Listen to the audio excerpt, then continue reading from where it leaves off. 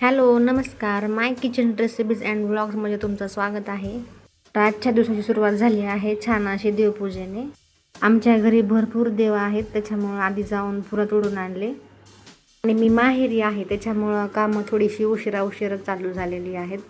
आता मी दिवा लावून घेते आणि देवपूजा उरकून घेते. आणि तुम्हाला मोठी मूर्ती जी उभी दिसत असेल ना, तर ती आमची माहेरची कुलदैवत आहे, मांढरदेवी. माझी देवपूजा होईपर्यंत मम्मीला म्हटलं होतं की तू नाश्ता बनवून घे, कारण आज दुपारून आम्हाला पावभाजी बनवायची होती जेवणासाठी.